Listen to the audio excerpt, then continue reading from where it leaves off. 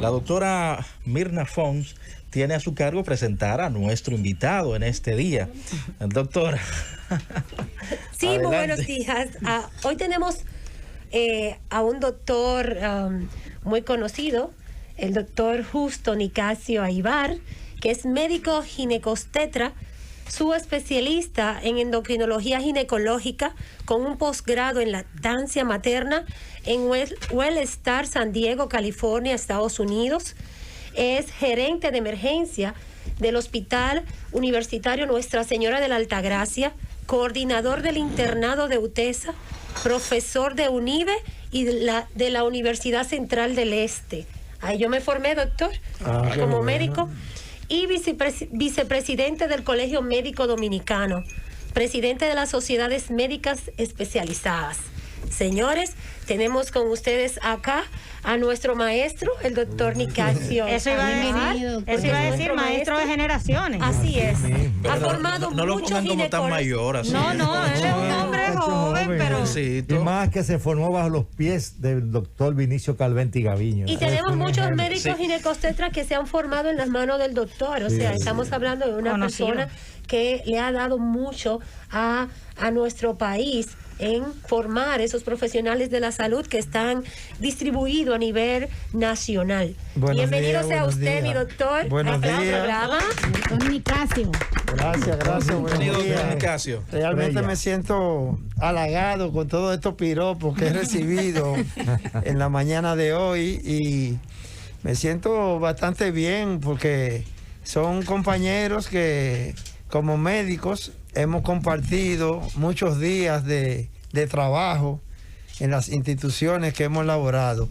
Realmente las opiniones que he escuchado muy responsables y muy certeras me llenan de satisfacción de estar aquí en esta mañana de hoy porque son orientaciones que el pueblo dominicano realmente tiene que escucharlas, tiene que ponerle mucha atención porque el bajar la guardia con este problema del COVID puede ser funesto para el sistema de salud.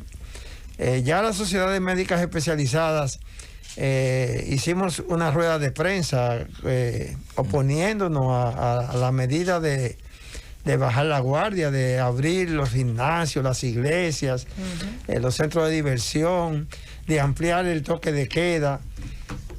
Todo esto va a repercutir de manera negativa en el control de esta pandemia, porque este es un virus estacional, este es un virus que tiene que ver mucho con la temperatura, y a medida que la temperatura ha bajado, fíjense que ahora mismo hay una tormenta de nieve en la ciudad de Nueva York y en la parte este de los Estados Unidos el frío está azotando fuertemente. Esta baja de la temperatura hace que la virulencia del SARS-CoV-2 o COVID-19 sea más agresiva, la mortalidad ha estado aumentando. Y tenemos un intercambio de personas que vienen y van de los Estados Unidos a la República Dominicana, y todo eso de una manera u otra, ellos traen ese virus con toda esa carga viral, valga la redundancia, y se expresa en el dominicano. La mortalidad diariamente ha aumentado. La tasa, el aeropuerto abierto, doctor. La doctora Naum hablaba de un 15% de positividad, cosa que nosotros en la rueda de prensa dijimos que si tuviéramos una tasa de positividad de un 5%, se hubiese entendido la apertura y la baja de la guardia ante esta pandemia. Realmente un 15% de positividad todavía es muy alto. La vacuna, como dijo la doctora, tampoco es la panacea, porque realmente se pensaba que debe llegar, o se piensa que debe llegar a finales de marzo, principios de abril. Le voy a hacer una pregunta, usted como profesional de la salud.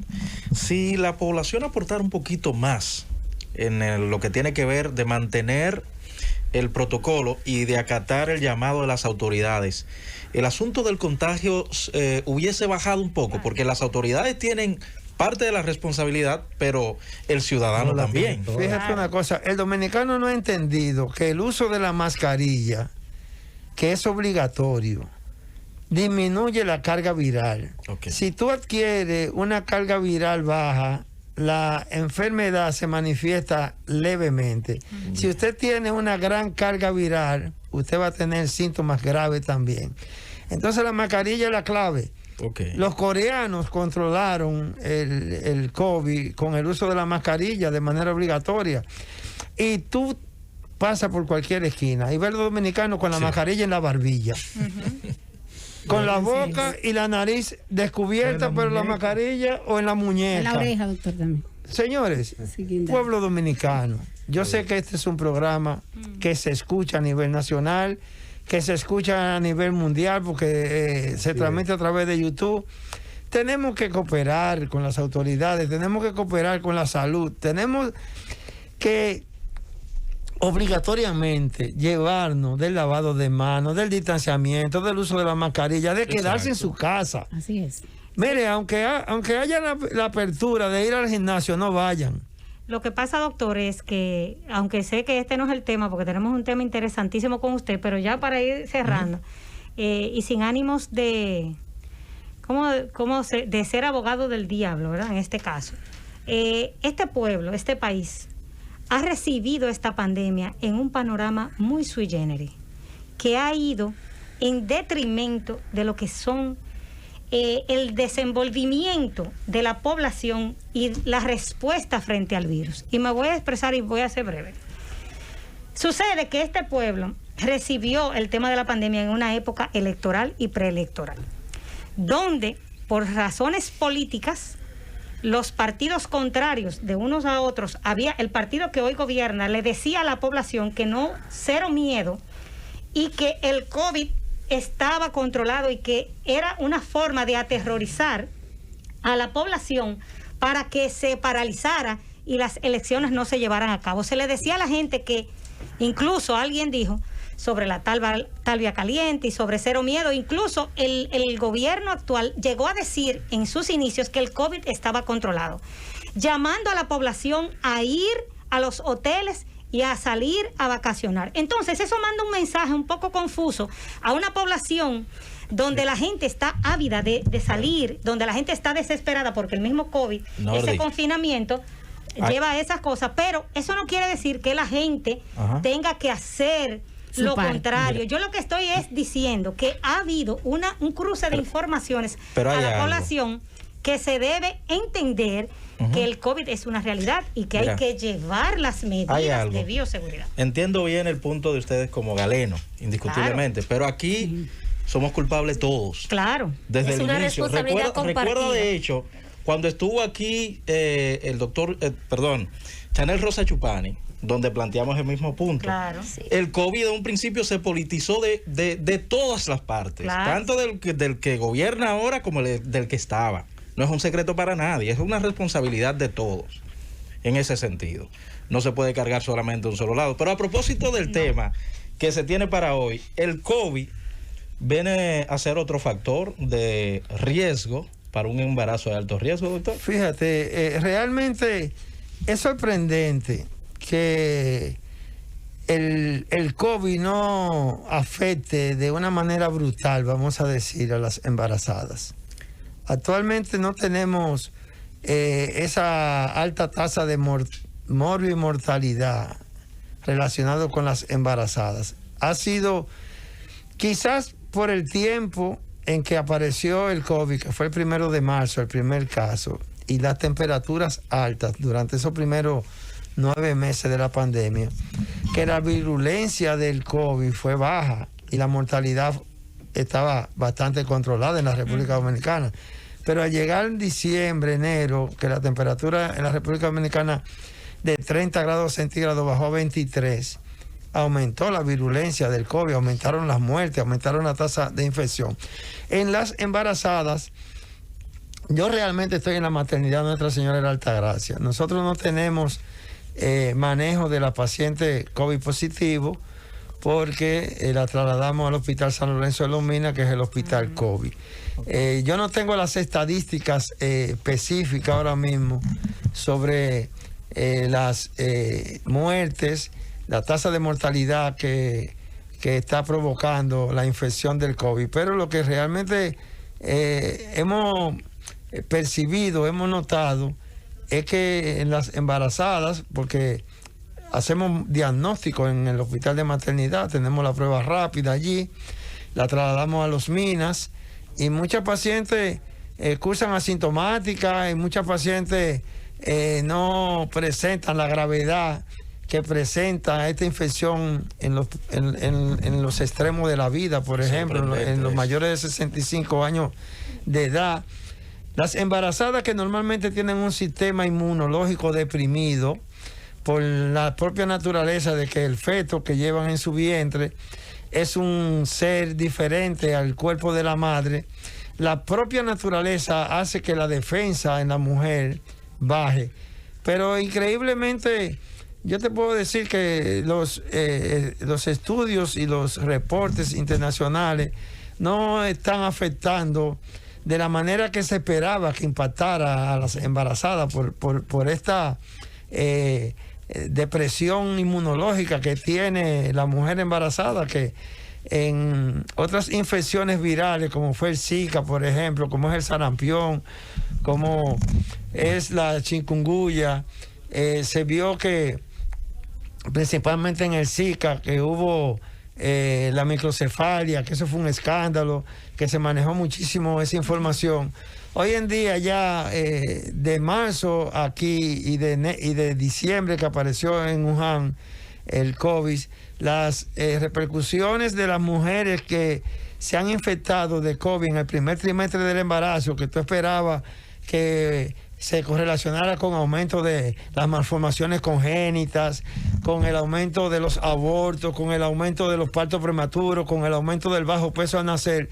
Esos datos estadísticos no se han disparado como se esperaban realmente. El doctor Calderón tiene una inquietud. Bueno, la Organización Mundial de la Salud reporta 60,000 casos de mujeres embarazadas con COVID a nivel de América Latina y el Caribe, de las cuales 600 han muerto. Y esas 600 muertes, en su mayoría, alrededor de 200 son en México, en Brasil, como segundo país más afectado, tercer país más afectado del mundo, y hasta Colombia, que se habla de 57 casos, ya la sumatoria siguiente. Y si tú sumas 60,000 comparado con 600, pues entonces realmente no ha sido el impacto que se esperaba, pero debe considerarse paciente de alto riesgo, toda paciente embarazada, para prevenir el contacto con el COVID. Sí. Producto de que hay estudios recientes que sí mencionan que, porque todavía no tenemos esa gran evidencia, porque no hay estudios todavía compactos en cantidades importantes y reportados, de que posiblemente estemos a la presencia de un virus que también favorece a el aborto, no a malformaciones congénitas, como muy bien dice el doctor Nicasio, pero sí predisponente a producir mayor cantidad de aborto en pacientes embarazadas en ese primer trimestre del embarazo. Sí, es correcto lo que dice Víctor, porque fíjate, 600,000 casos positivos y 600 muertes, te da un 60% o por 100,000, 60 muertes por cada 100,000 infectadas. La República Dominicana tiene una tasa de mortalidad materna sobre los 90. Gracias a Dios que ha disminuido en los últimos 20 años, porque en la década de 80-90 la tasa de mortalidad materna en la República Dominicana estuvo en los niveles de 110, 120 muertes. Hay momentos en este siglo, a partir del 2000, que la mortalidad materna en la República Dominicana ha bajado a 85, a 90 muertes por. Qué bueno que tú mencionas eso, doctor Nicasio, porque yo tengo refrescado en la mente justamente la Endesa, como reportó los datos en esa fecha, y lo puede buscar cualquier amigo que nos está escuchando. Para el año 1996, República Dominicana contaba con 229 por 100,000 nacidos vivos. Hablamos de más de 600, 700 muertes correspondientes a embarazo, parto y puerperio en nuestro país. Luego se reduce a 183 por 100,000, luego se reduce a 169, llegó a estar en 90 por 100,000 nacidos vivos y lamentablemente ha ocurrido justo de la pandemia un incremento que sobrepasa ya los 100 por 100.000 nacidos. La doctora Nordis tiene una inquietud. No, iba yo en la misma orientación de lo que Víctor hacía el comentario sobre el comportamiento, ¿verdad?, de la mortalidad a través de los años en nuestro país. Y sabemos que en fechas recientes, ¿verdad?, vamos a hablar del año 2019, ¿verdad?, que marcó un hito con la disminución de los casos de mortalidad materna. Entonces yo quería preguntarle al doctor, como es un gran académico y además que labora en el hospital materno infantil público más importante de la República Dominicana, como lo es la maternidad, ¿verdad?, el Hospital Maternidad Nuestra Señora de la Altagracia, ¿cuál es, desde su punto de vista, qué es lo que ha ocasionado que estas cifras que teníamos hace poco, que como Víctor mismo lo menciona, en 90, ¿verdad? ¿Por qué ha habido este aumento? ¿Cuáles son los factores que usted considera que han incidido de forma negativa para que haya aumentado el número de fallecimientos en mujeres embarazadas? Fíjate. Por ejemplo, doctor, vemos los reportes de los boletines epidemiológicos, ¿verdad?, de la DIGEPI, y vemos cómo, si se hace una comparación de las mismas semanas epidemiológicas de este año versus las del año pasado, vemos que ha habido un aumento, sobre todo, como dice Víctor, a partir del tema de la pandemia, y se observa a partir de la semana epidemiológica 22 ese número ya que va en aumento. Fíjate, la mortalidad materna en la República Dominicana realmente yo lo defino como un flagelo. Porque cuando usted analiza las estadísticas mundiales y usted ve que Estados Unidos mueren 8 mujeres por cada 100.000 nacimientos. En Cuba, en México, Argentina, Chile, mueren de 14 a 15 mujeres. En la República Dominicana mueren más de 100. En Haití mueren más de 500 mujeres por cada 100.000 nacimientos. Sí. Ellos se están salvando ahora porque nos están invadiendo con las embarazadas, y nosotros le estamos resolviendo un problema de salud a Haití, que esa es una crítica que recibimos en todos los medios, porque no se le cobra, porque se le da la asistencia. Y yo en la maternidad de Altagracia digo, por ejemplo, es un problema migratorio, eso no es un problema hay que darle salud. La atención. Así es. Toda mujer que llegue en trabajo de parto, con un sangrado, con una necesidad de salud, nosotros como médicos tenemos que humanísticamente darle la asistencia. Perfecto. La mortalidad materna ha sido analizada en la República Dominicana desde muchos puntos de vista, y lo más grave de esa mortalidad materna es que el 98% en todas las endesas, como decía Víctor, han muerto en hospitales y en clínicas. Son mujeres que han recibido la asistencia, vamos a decir, la mejor asistencia que puede recibir una mujer durante el trabajo de parto. Esas son atendidas por especialistas en la República Dominicana, que son graduados en nuestro país.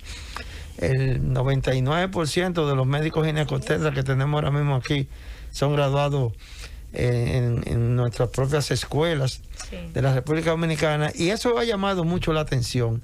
¿Cómo es posible que con un 98% de asistencia hospitalaria, un 98%, prácticamente un 100% de las muertes maternas, mueren en clínicas y hospitales? Eso llama la atención. Y que tienen sus chequeos prenatales, doctor, que tienen más de 4 Los chequeos prenatales, porque fíjense, yo siempre he dicho...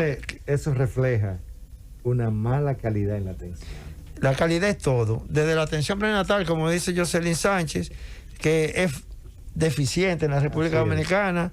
Fíjate que en relación a la consulta prenatal, antes se preconizaba que una embarazada tenía que tener 9, 10, 11, 12 chequeos prenatales. Hoy en día la medicina basada en la evidencia dice que 5 chequeos prenatales de calidad son suficientes para una buena atención prenatal. Excelente. Entonces, tenemos que reforzar eso, y yo sé que me están haciendo señas que vamos a la pausa y seguimos ahorita. Ok, al regreso, la doctora Font también tiene una inquietud. Pausamos.